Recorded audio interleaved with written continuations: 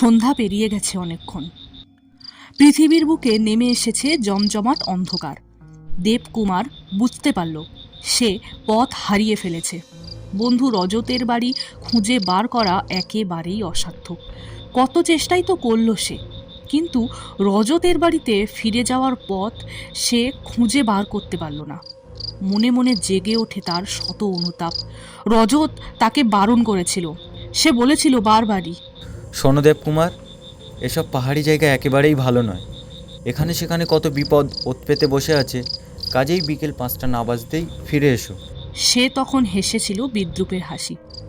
একটা শক্ত সমর্থ জোয়ান ছেলে সে, পাহাড়ে পথ বলেই কি তার বিপদ হবে? সে কি 5 বছরের কচি ছেলে যে তাকে সহজেই কেউ বিপদে ফেলতে পারে?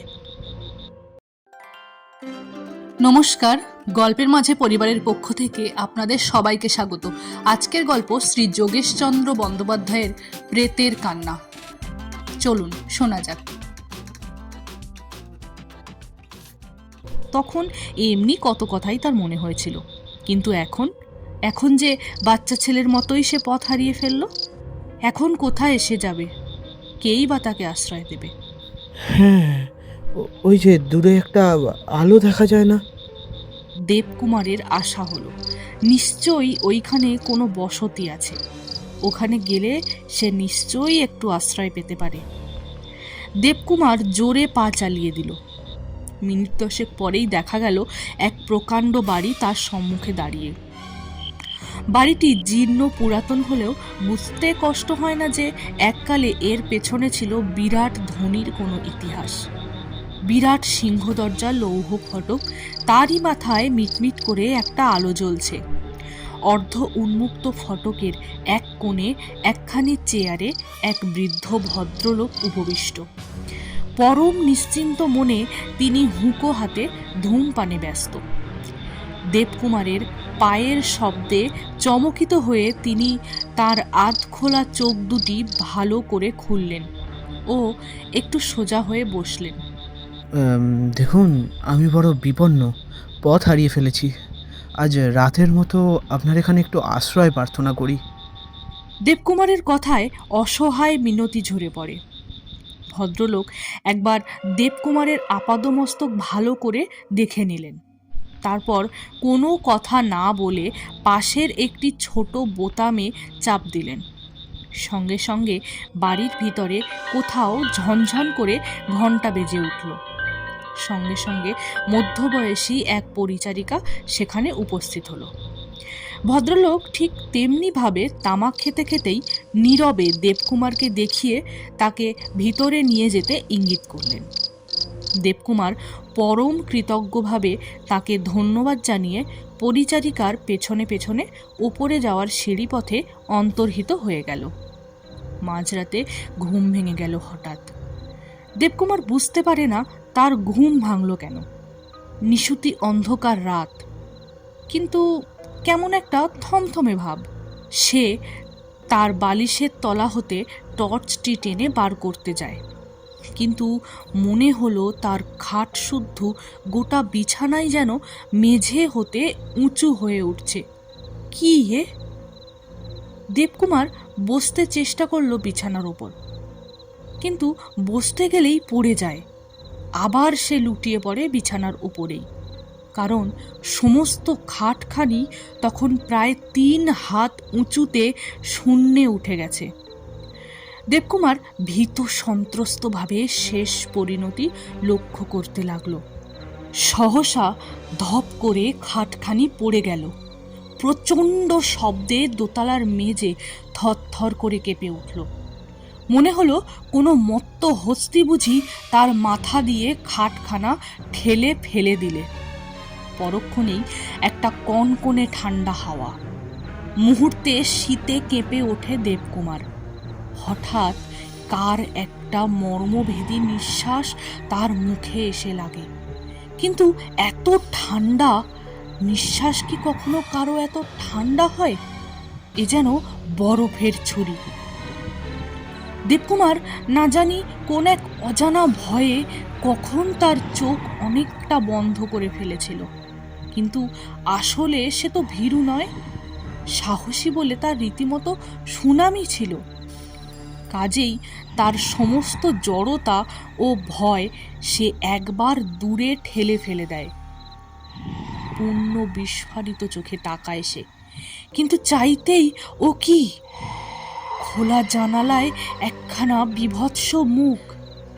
সে মুখে এক তিলও মাংস নেই, সাদা ধবধবে হাড়ের মুখ, নাক চোখের জায়গায় তিনটে গর্ত, দু চোখের জায়গায় 2 সারি দাঁত বেরিয়ে আছে। এক মুহূর্তের জন্যে দেবকুমারের মাথাটা ঘুরে গেল, তার চোখ দুটি আপনা হতে বন্ধ হয়ে গেল। হঠাৎ একটা বিশ্রী হাসির শব্দে চমকে ওঠে দেবকুমার। কিন্তু এ কি, কোথায় সে বিভৎস মুখ?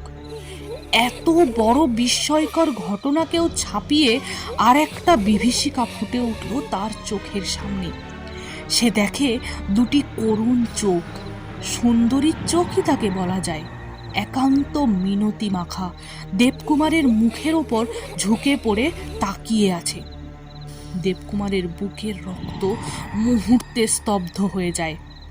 কে যেন এক রাশ বরফের ছোপ তার দেহ মনে বুলিয়ে গেল। চোখ তার বন্ধ করে দেবকুমার, ভয়ে বা বিস্ময়ে। পরক্ষণেই আবার সে চোখ মেলে তাকায়, কিন্তু তখনও সেই চোখ ঠিক তেমনি ভাবে তারই মুখের ওপর ঝুঁকে আছে। তার এক ঝলক ঠান্ডা নিঃশ্বাস দেবকুমারের কপালে এসে বুঝি কাঁপুনি জাগিয়ে তোলে। সহসা একটা প্রকাণ্ড শব্দ, সজোরে দরজাটা কে খুলে ফেলল। পরক্ষণেই একটা প্রকাণ্ড জোয়ান লোক ঝড়ের বেগে ঘরে ঢুকেই সে এক লাফে মহিলার দিকে এগিয়ে গেল। তারপর মুহূর্ত মধ্যে তার চুল ধরে টেনে তাকে মাটিতে ফেলে দিল। আর্তনাদ করে উঠল সেই বিপন্ন মহিলা, কিন্তু পরক্ষণেই সেই জোয়ান লোকটার হাতে চকচক করে ওঠে একখানি শানিত ছুরি, আর সহসা স্তব্ধ হয়ে গেল মহিলার কণ্ঠস্বর। দেবকুমারের চোখের সম্মুখে রক্তের নদী বহে যায়। মহিলার রক্তাক্ত দেহ তার মাঝখানে। দেবকুমার সে দৃশ্য আর দেখতে পারে না। ভয়ে সে চোখ বন্ধ করল। কতক্ষণ সে এইভাবে ছিল বলা যায় না, কিন্তু কি এক বিচিত্র শব্দে চমকিত হয়ে আবার সে চোখ মেলে চায়। ওহ, কি ভয়ঙ্কর! নিহত মহিলার চোখ থেকে আগুন ঠিকরে বেরুচ্ছে। কি তার উত্তাপ আর কি তার জ্যোতি! সমস্ত ঘরে যেন আগুন জ্বলে উঠেছে, আর সেই আগুনের মাঝখানে রক্ত সমুদ্রে সেই সুন্দরী মহিলা, তার সর্বদেহ রক্ত মাখা, বুকের এক পাশ দিয়ে তখনও বয়ে চলে ফুটন্ত রক্তস্রোত। দেবকুমার স্তব্ধ, হতবাক, কিন্তু কিসের আকর্ষণে সে চোখ তার ফেরাতে পারল না। মন্ত্রমুগ্ধ শিকারের মতো সে যেন শিকারীর চোখে চোখ মিলিয়ে ঠিক তেমনি ভাবেই তাকিয়ে রইল। মহিলা হিংস্র দৃষ্টিতে তাকিয়ে যাচ্ছে চারিদিকে। ঠোঁট তার কেঁপে ওঠে। না জানি কোন অভিসম্পাত সে বিলিয়ে দেয় অত্যাচারী পৃথিবীর বুকে। সহসা দূরে কেন অসংখ্য পদশব্দ, দূর হতে কাছে, ক্রমশই আরও কাছে, কে জানে কত লোকজনের পদশব্দ নৈশ স্তব্ধতা ভারী করে তোলে। দেবকুমার বুঝতে পারে একজন দুজন নয়, অসংখ্য লোক হিংস্র শিকারীর মতো বাড়িতে ঢুকে পড়েছে। তাদের হইহল্লা ও অস্ত্রের ঝঞ্ঝনায় আতঙ্ক সৃষ্টি হয়। সমস্ত পৃথিবী যেন দারুণ ভয়ে তার চোখ বন্ধ করে ফেলল। বুক কেঁপে ওঠে দেবকুমারের, কিন্তু সে বুঝি চিৎকার করবার শক্তিটুকু পর্যন্ত হারিয়ে ফেলেছে। হঠাৎ কিসের বিজয় উল্লাসে সমস্ত আকাশ বাতাস ধ্বনিত প্রতিধ্বনিত হয়ে উঠল। সঙ্গে সঙ্গে প্রচণ্ড বেগে ঝড়ের মতো ঘরে ঢোকে একপাল যমদূত, সকলেই সশস্ত্র, ভয়ঙ্কর, কিন্তু তাদের পুরো ভাগে সেই মহিলার হত্যাকারী নৃশংস ব্যক্তি। হিড় হিড় করে টেনে তাকে ঘরে নিয়ে এলো যমদূতের দল। তারপর তার দেহের সর্বত্র এলোপাথাড়ি চলে অসংখ্য অস্ত্রাঘাত। ছোরা, তলোয়ার, সরকি, বল্লম তাকে প্রায় ভূমিতলে গেঁথে ফেলে। মহিলার ফুটন্ত রক্তের সঙ্গে তার সদ্য নিঃসৃত রক্ত মিশে একাকার হয়ে গেল। একটা বীভৎস অট্টহাসিতে মহিলা উল্লসিত হয়ে ওঠে, আর সঙ্গে সঙ্গে কোথা হতে বুঝিবা ছাদ ফুঁড়ে টুপটাপ ঝরে ঝরে পড়তে লাগলো কতগুলি কচি কাঁচা ছেলে মেয়েদের রক্তমাখা ছিন্ন শির ও অঙ্গ প্রত্যঙ্গ। আর্তনাদ ও উল্লাসের চিৎকার কান ঝালাপালা হয়ে যায়। আর ঠিক সেই মুহূর্তে প্রচণ্ড ভূমিকম্পে সেই বিশাল বাড়িখানির ভিত পর্যন্ত কেঁপে ওঠে। প্রলয় দোলায় কেঁপে ওঠে দেবকুমারের সমস্ত খাটখানি। টকবগে ফুটন্ত রক্ত তার কপালে ও মুখে ছিটকে এসে লাগে। কয়েকটা ভয়ঙ্কর হিংস্র যমদূত, গোটা কয়েক বীভৎস কঙ্কাল সহ অবশেষে দেবকুমারের দিকেও তেড়ে এলো। ভয়ে শিউরে উঠল দেবকুমার। দুহাত মাথায় তুলে সে প্রাণপণে চিৎকার করে ওঠে, বাঁচাও, বাঁচাও! জ্ঞান যখন হলো তখন সে দেখে তার বন্ধু রজত ও একজন ডাক্তার তার পাশে বসে। ভাবতে চেষ্টা করলো সে কোথায় সে আছে আর কেমন করে এলো। চোখ চাইতে পারে না সে। অবশেষে ধীরে ধীরে মনে আসে তার সব কিছু, কিন্তু বুঝতে পারে না নিশীথের সেই ভয়ঙ্কর প্রাসাদে ওরা দুজনেই বা এলো কখন আর কেমন করে এলো। কেমন করে এলো? সম্ভবত তার বুকের ভাষা মুখে ফুটে বেরিয়েছিল একটু জোরেই। রজত বলে, হ্যাঁ ভাই, এ প্রশ্ন তোমার মনে জেগে ওঠা খুবই স্বাভাবিক। সংক্ষেপে বলছি শোনো। অনেক রাতে তুমি যখন ফিরলে না, তখন আমার এই ডাক্তার বন্ধুটিকে নিয়েই তোমায় খুঁজতে বেরোই। এই বাড়িটা আমার বাড়ি হতে প্রায় মাইল 3 দূর।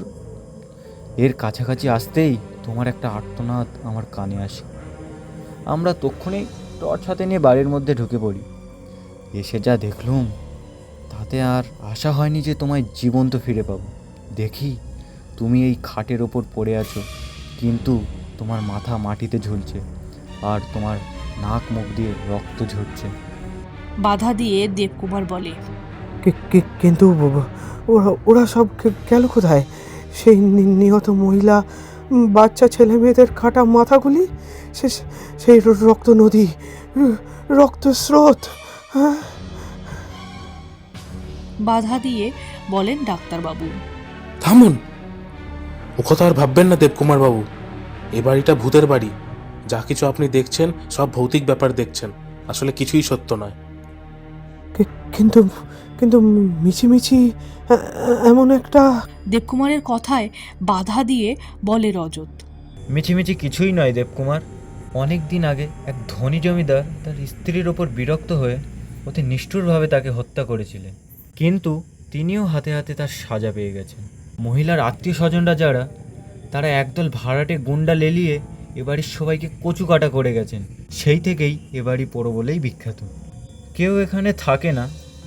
মাঝে মাঝে দু একটা অপরিচিত ব্যক্তির মৃতদেহ এখানে আবিষ্কার হয়। সম্ভবত তোমার মতনই দৈবাত যারা এখানে রাতের অতিথি হয়। ভোরবেলা তাদেরই সব হয়তো পাওয়া গেছে। তোমার ভাগ্যি ভালো যে আমরা বোধহয় খুব সময় মতোই এসে পড়েছিলাম। দেবকুমার নীরবে ভাবতে থাকে। বিস্ময়ে ও ভয়ে তার মুখ থেকে কোনো কথা বেরোয় না। কিন্তু সেদিন সে তাদের সঙ্গে রজতের বাড়ি ফিরে গেলেও কয়েকদিন পরে একদল মিস্ত্রি নিয়ে আবার সে ফিরে এসেছিল সেইখানে। রজতকে বলল সে, ভাই, খাটের তলাটা ওদের খুঁড়তে বলো। আমার খাটখানি সেদিন বড্ড দুলে উঠেছিল, উঁচু হয়ে উঠেছিল অনেকটা। তার কারণ কি বলতে পারো? তা কেমন করে বললো ভাই? তুমি বলছো খুঁড়তে, বেশ খুঁড়েই দেখা যাক। ঘণ্টা কয়েক পরিশ্রমের পর মেঝের সিমেন্ট ফাটিয়ে যখন আগাগোড়া খুঁড়ে ফেলা হলো, তখন দেখা গেল রক্তমাংসহীন কার এক কঙ্কাল, আর সেই কঙ্কালের আশেপাশে কিছু হাড় ও ব্রেসলেট তখনও সেই নিহত মহিলার পরিচয় ঘোষণা করছে। সমবেত সকলেই স্তব্ধ হয়ে রইল কিছুক্ষণ। তারপর রজত বললে, রহস্য তাহলে পরিষ্কার হয়ে গেল দেবকুমার। সম্ভবত প্রত্যহ গভীর রাতে মহিলার অতৃপ্ত আত্মা তার গোপন আভাস হতে বেরিয়ে আসে, আর তারপর যা হয়ে থাকে সে সম্ভবত বাস্তবের পুনরাভিনয়। জীবনে একদিন যা হয়েছিল, এবারের ভৌতিক অধিবাসীরা আজও তার রিহার্সেল দিয়ে যাচ্ছে। যা হোক, দিন তো প্রায় শেষ হয়ে এলো।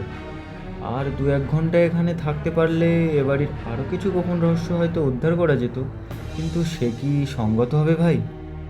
চিৎকার করে ওঠেন ডাক্তারবাবু। ও কি? ও কি? সে কি? তাকিয়ে তারা দেখে একপাল সাদা ও কালো বাদুড় হঠাৎ জানলার শার্সিতে এসে মাথা ঠুকে মরছে। তাদের কুতকুতে রক্ত চোখে হিংস্র ঝলক। জোরে চিৎকার করে ওঠে রজত। না, আর নয়, এক্ষুনি বেরিয়ে পড়ো দেবকুমার, বেরিয়ে পড়ো ডাক্তার, নইলে সমস্ত আত্মা আজ আবার প্রতিশোধ নিতে এগিয়ে আসবে। মুহূর্তে ছুটে বেরিয়ে যায় সবাই। মনে হলো কারা যেন তাদের পিছু পিছু বেগে ছুটে আসছে। নাগাল পেলেই বুঝিবা ঘাড়ে ঝাঁপিয়ে পড়বে। আজকের গল্প এখানে শেষ। গল্পে পুরুষ চরিত্রগুলিতে ছিলেন যথাক্রমে অর্জুন সামন্ত, সৌভিক শীল ও অপূর্ব প্রামাণিক, এবং গল্প পাঠে ছিলেন তৃষ্ণা সামন্ত। আপনাদের সঙ্গে আবার দেখা হচ্ছে কোনো এক নতুন গল্পের মাধ্যমে।